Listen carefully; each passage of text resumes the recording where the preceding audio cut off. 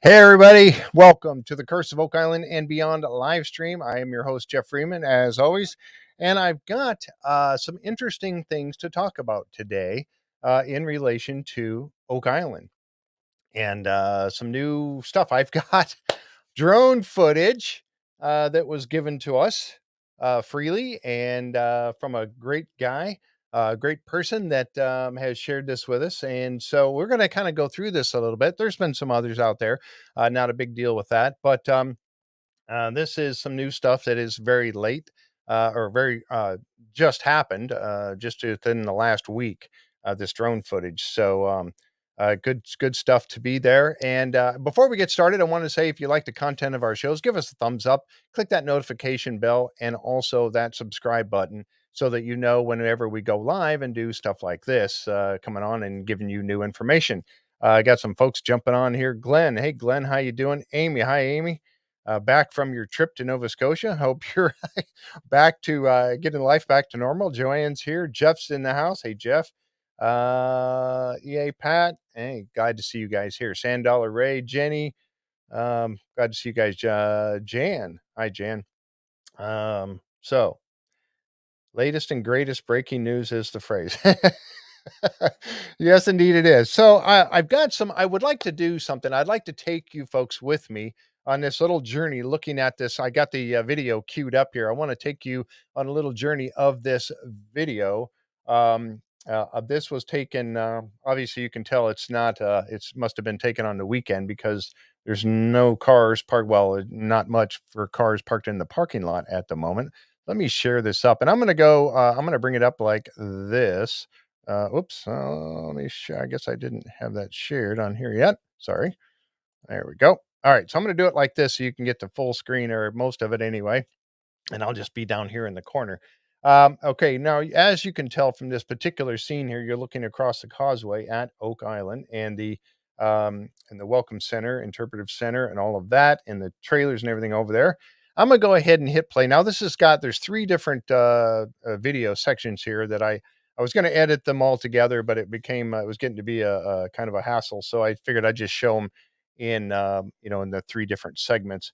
This first one here, as we go, we'll start making our way across the causeway here. You can see somebody just arrived on the island, or somebody there. I think these are guests. They're going to stop right here and park right in the. And then there's some people getting out of another car there. I don't think there's anybody in the guard shack right there, but they can only walk around in this one area.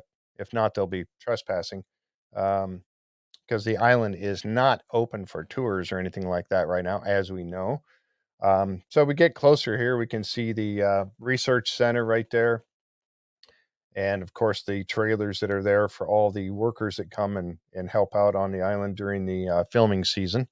I see the folks there walking across are they're gonna find the doors locked, I'm afraid. So there's another car pulling up. Kind of funny. You can see the gate. There's a gate going across right here that prevents you from driving down the road, which is a good thing, obviously. Um, I was gonna notice too, kind of swings around here a little bit quickly, so easy on the eyes. That's always tough on my eyes to do that. You can see all the ATVs that are sitting here. They got a few, don't they? A lot of people running around. And of course, the war room right there around the corner. Now, as we go along, we're going to get a look at lot 5 here. And he kind of gives a shot across lot 5 a bit. I keep saying he. I actually don't know the source of the video, so I say he. Just disregard that. I'm really not sure. But this was provided to us anonymously, and we're going to keep it that way. So, anyway, so we're getting close to coming up on lot 5. Now we know lot 5 was purchased by Circuitrova, which is the Laginas. Rick and Marty and Craig Tester and their group, they have purchased lot 5. And they paid a hefty price for it, but in the end, I think it's going to be worth it. Now we know that Gary has been working this over, and they went in and they did some clearing in here. You can't really tell from the canopy of trees covering everything, but they've done some clearing as we swing around here to where lot 5 is, and you can see very little, quite honestly, just basically the trees. But you can, and I'm assuming again that this is lot 5 or going to be coming up on here in just a moment. Um, Beautiful. I just love this place. I mean, don't you guys love this place? I just um oh, the parking lot is a COVID test station. Yeah, probably so, right? Um yeah, I know. Amy said, yeah, lot 5 find. I know. There it is there. You can see those two definitive lines in the trees there, and I believe that is lot 5 because we know that it was always marked out like that, sort of um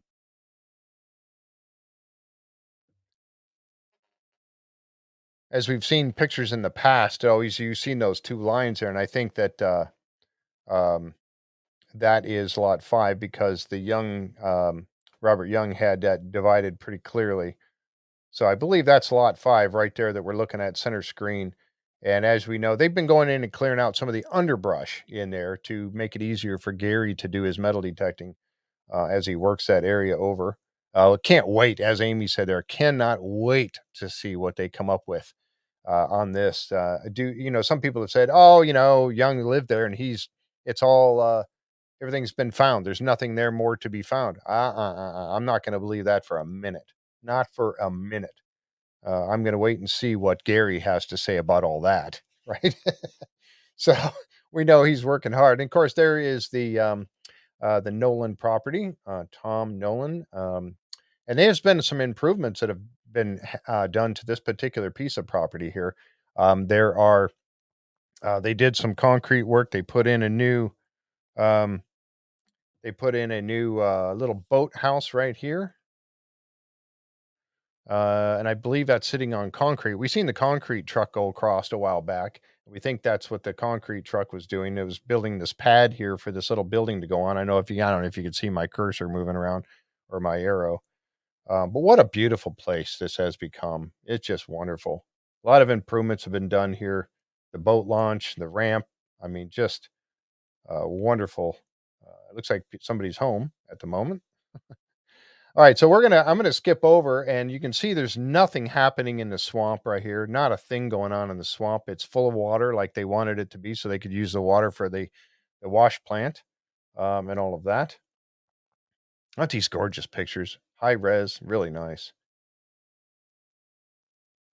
So nothing happening over there. So now we're getting ready to move over to where the new or the work is being done. I wanted to notice this too. I never noticed this before. I'll get my mouse out of the way. But you see this down here, this little platform with a stair leading up to it. I don't remember ever seeing that before. Do you? I don't know. So anyway, that's kind of interesting there.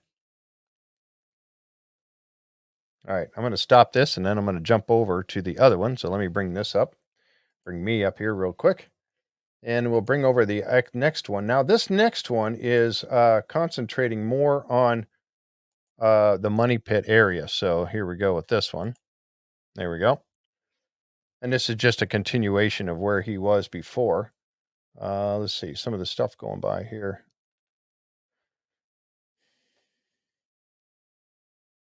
Jan says, "Hi Jeff, I've been on the Skinwalker Ranch website all morning. Interesting place." Yes, it is. We're going to talk about that too. I've got a couple shows coming up tomorrow night and Thursday night, and the Thursday night show is with Shannon's going to join me again, Shannon DeSalvo, and then we're going to have two more insiders. Mike Owen is going to be joining us. He is one of the moderators, so he's going to be joining us along with the Buff Artist is going to be there too. And we're going to have a fun time Thursday night, 7:30, Skinwalker Ranch. I got the link below if you're interested in checking out the Skinwalker Ranch website where you can become an insider. It is a paid membership. But I have that link just down in the description below. Really cool. We're going to be talking about all that on Thursday night. On Wednesday night, we've got Gretchen Cornwall's going to be joining us, and she's got a ton of new stuff. That's tomorrow night at 7:30. Gretchen Cornwall. And she may have a guest with her for a little while too, and it's going to be fun. We're going to have. She has got so much on her plate right now. We're going to have fun with that. Okay, so here we go. There's the wash plant, and you can see no activity. Of course, it's a weekend; there wouldn't be anyway. But doesn't look like anything's been fired up there just yet. Choice has got their one of their equipment trucks. I noticed this right here. This is the first time that I had noticed this before. This little D shape of rocks This is a plaque that I guess Rick had put in that is about the cave-in pit, which is right here behind it. Apparently, Rick had a little plaque put right there to talk about the cave-in pit and its history, and that's what that's about. So he's dedicated that spot. All right, now here we come around to the money pit. Now, a couple things on here that I want to point out, and I'm going to stop it right about here just for a moment and talk about some of these things. Okay, now there's been a lot of talk about what's going on in Oak Island right now. Are they Dumas is out there, right? Dumas has arrived on site. They got their trailers and their equipment and whatnot out there. There's one of them right there. They got their little setup right here. It looks like solar panels on the roof. I'm not sure if that's solar panels or just a cover covering the two equipment trailers in the between. So they got an area to work. But it kind of looks like solar panels. But again, I'm not really absolutely sure. And as you guys know, I do a lot of speculating, and that's where we're going to get into right now. I'm going to speculate based upon what we see in this video. I'm going to speculate about what's going on. I could be completely wrong. I go into that, I say that out loud because it's absolutely true. I could be completely wrong. So, but based upon what we see, you take the evidence of what you see here, and you put it all together to try to come up with some sort of a conclusion. Again, I could be completely wrong, but the crane has been sitting there for a long time. And they built this pad up here in between, up on the hill, between the Women's Memorial that they've redone and 10X. This is 10X right back here. And I've got some stills that I can zoom in on. I can't zoom in on this video here, but I've got some stills that I'll zoom in on here in a minute. And I got to move along. I don't want to make this too long here, but so you've got the crane sitting up here on this pad that they built for it. They got piles and piles of this sand that you see mixed. This is stuff that's been everywhere on the island, um, all over the place. That they make the roads. That they kind of it's like it hardens like a kind of like a hard pack, not pavement, but a hard pack, so they can get the crane, move the crane and the equipment around a lot easier, and the excavator that's sitting back here. And so they've closed off. We know that they took the women's memorial, they closed it off. They put a barricade around it. They put a concrete curb around it. They put a metal lid on it, actually, two metal lids. One is going to be picked up and removed by the crane. And then another one that looks like a possibly a man access that also has ventilation tube going into it. And again, I'll zoom in on the still picture I have of that. But why would they put the crane right here? Now, if they were going to access only the women's memorial with the crane, wouldn't they have it down on the lower area? Why would you go 10 feet above the area that you're going to enter into? Okay. Is it possible they could do that? Yes, absolutely. Was that the best place to put it? Could be. But take this into consideration. If you're going to put the crane in the most strategic place, right? Right here, if you notice 10X, some things have been removed from 10X. They had the piping that stuck up out of there that is now laying alongside. They've removed it and they've gained access to the opening of 10X. The crane could actually access that. It can access the woman's memorial. So it could put things down either one or take things out of either one. And they've also got this area here cordoned off by the concrete barriers. Now, where have we seen them use that before? That's been used before when they put their spoils pile that they're taking out of the caissons. They had the barrier set up and he would dump it. The operator would dump the spoils into that area. Then he would go metal detect it and metal detect it and then spread it out, look for anything in there. And then they would scoop it up and haul it to the wash plant. Can the crane reach that? I don't know. Maybe. I think he can. But it's all in this area. So they've moved this crane to a very strategic place, and I got to keep moving here. These five little barriers you see down here with five look like cans or lids of some sort. And again, I'm going to speculate. This one here that you see here is C1. That's C1, that gray one that's right there. The five, are these the five remember when they were talking about the Muon technology and they were talking about putting those sensors down on the ground? They said they were going to do a north, south, east, and west. Those are lined up north, south, east, and west, to the best of my knowledge. So, are those the areas where they put in the Muon sensors? I think it is. I think they put the Muon sensors down in these 5 holes, and that's where they were looking, using um, the, getting the sensors on the, space particles. I'm trying to come up with that name. I can't think of that name exactly off the top of my head, but, the space particles that come down through, they travel through us, they travel through the ground, they travel through everything. And they are able to then read those and then determine if there's some sort of a space or a cavity or some kind of a anomaly underground. And I think that's what those are. Is they That's the north, south, east, and west for the Muon sensors. Now I don't know that those sensors are still in the ground. I don't know that they are. I don't believe they are. I believe they've already determined what they needed to by by those sensors. Um, but there they are. Now these buildings over here. These buildings over here, I believe, are shower and restroom areas that they brought across. We've seen, thankfully, from Karen Public Cover from Oak Island from the other side of the causeway Facebook page. She gave us a picture or showed a picture of these being brought across. These little buildings here in the back were brought across on a trailer, equipment trailer. I believe these are shower changing areas. And it makes sense. If guys are working underground and they're doing this gunite or shotcrete, um, they're going to get it covered in this stuff. Before they leave for the end of the day, they want to get cleaned up, right? So this looks like one of these tanks might be a freshwater tank. Another tank might be an actual um, dirty water, gray water tank. And you can see all the hoses and everything hooking these up. I think that's what these are. They're actually just for, you know, um, getting cleaned up at the end of the workday so they can change and then get in a car and drive to their hotel or wherever they live from there. Makes sense, right? You can see the choice drilling unit sitting right there. A huge stack of several stacks of wood right here. What are they going to need lumber for? Tunneling?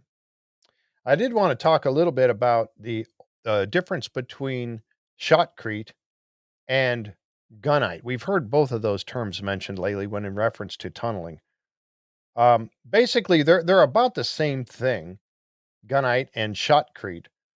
Now, the differences between them are that shotcrete is both of them are a mixture where you're going to take and you're going to make a concrete mixture that you're going to spray on walls. They can make swimming pools out of them. They make swimming pools, but you can spray it on a wall. You can spray it on the ceiling. It'll stay in place and harden in there and then create a nice tunnel barrier or a swimming pool or whatever. The difference between shotcrete and gunite is, to the best of my knowledge, and I've looked into this a little bit, that shotcrete is actually mixed up with the water. The concentration would be 1 part concrete with 4 parts of sand. Okay. Shotcrete is where it's mixed up ahead of time and then it's pushed through a hose into a nozzle that's already liquefied. It's already been made into this mushy liquid form that they spray on the walls and ceilings. Now, the difference between that and gunite is actually introduced. The dry powder or the dry mix, the sand and the concrete mix is pushed through the tube and it's mixed with water right at the last second and then sprayed out onto it. So that's why you don't have to pre-mix it. It mixes it at the nozzle or just at the nozzle area. So you're spraying out the water and the mixture at one time. It is beneficial to do it this way when you're doing a tunnel because now you don't have to have all this. You have water, you're introducing water that you can get from multiple sources, and then you're bringing the concrete and the sand mix down the pipe to the nozzle, right? What would make it easier for doing this tunnel? I think the gunite would be easier to do, when you're doing a tunnel. Now, do we have any indication that there has been so much talk and so much equipment and everything going across to the island, but we haven't seen a lot of the activity. So where's the activity? Is the activity all going on underground?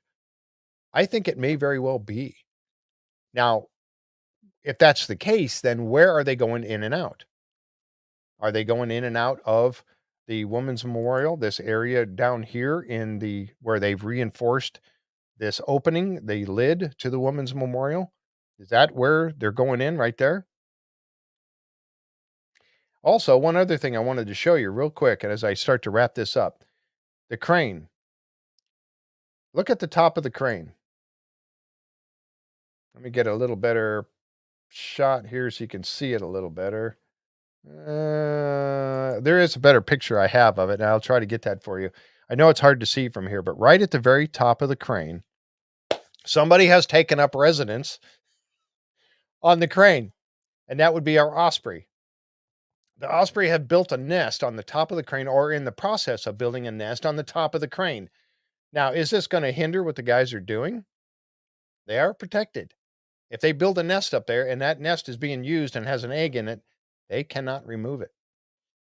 Or I don't know, it would take special everything to try to remove that. Now, this also tells us one other thing.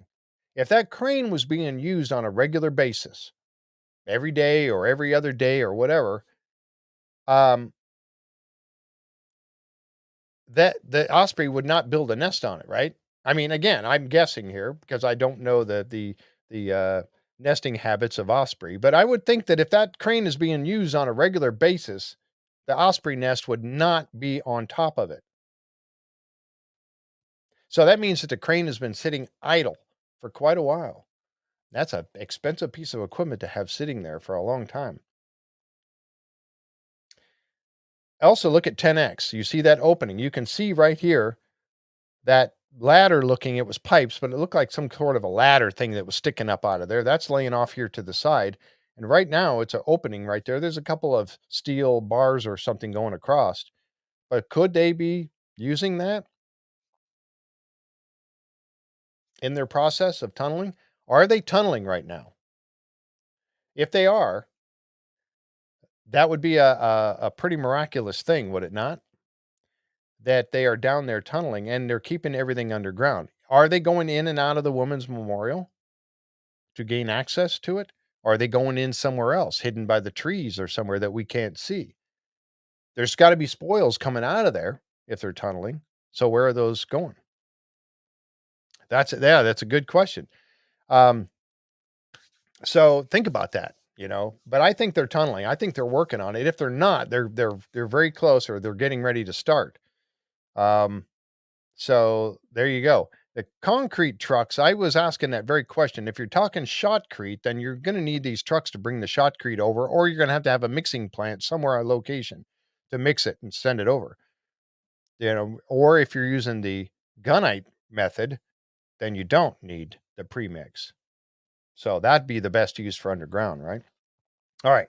So I'm going to show one more picture here before we go. I want to keep this relatively short. Um, One thing that I wanted to point out here, and I'm going to bring this picture up here real quick. All right. Now, these holes, take a look at these holes and the Women's Memorial. Now, they are putting either fresh air into it or they're taking contaminated air out. My guess is they're putting fresh air in. Now, you notice this line coming over here, right here, this yellow line, and it's coming from this unit right here, which I believe is a compressor. And that is a compressor line that's running over here and going down into the area of the Women's Memorial in this channel. This is an old searcher shaft that they've kind of fixed up. Is that if that is a compressor line, then they may already be tunneling and beginning the operation and be sealing off the searcher tunnel portion of this area. They're already sealing it off as an entrance to, again, I'm speculating here. I don't know this for a fact. But it seems like if they are already in the process of using gunite and creating this nice entrance to where they can start doing their tunneling, that would be the compressor line that's going in there that's providing the air compressed line and to put this all together to make the gunite. Again, I'm speculating. I don't know if that's exactly what it is, but it sure seems like it based upon what we see here. And they have all this material back here. Now they've been using this to make the flat area in the roads and building up things, but what do you think? Now, look at the holes. Look at all the holes. One, two, three, four, five, six, seven, eight, nine. They got 9 holes that they punched in over here, exploratory holes. I think they're tunneling. I really do. I think they're tunneling, folks. And I think we're going to get to see this in season 10 to see what's happening out there. I'm really excited about season 10 and what's going on. Now, I thought I had, let me see if I can do this real quick here before we go. I'm going to try to show you this last picture here real fast. Um, let's see. What is this showing us here? Let's see. I'm going to try to get to a good shot of the nest, of the osprey nest. Come on. I'm waiting for the camera to get there. All right, there it is. Right there. All right, here, check this out. There it is right there. See that nest in the top of the crane? Somebody said that they weren't over in their usual nest, which is in that tree that's by the on the beach. So when is season 10 coming? I would say the first Tuesday of November. That's generally when they start season 10. That was for Jamie. Jamie asked that question. When is season 10 coming? It should be the first Tuesday of November if they hold track to everything else that they've been doing. So there we go, folks. I'm going to wrap this up. A little bit of information about what's going on. They got that new excavator that's moved out there. Are they tunneling? Look at 10X. You see 10X right there, all opened up. The crane could reach either one. I don't know. What do you think?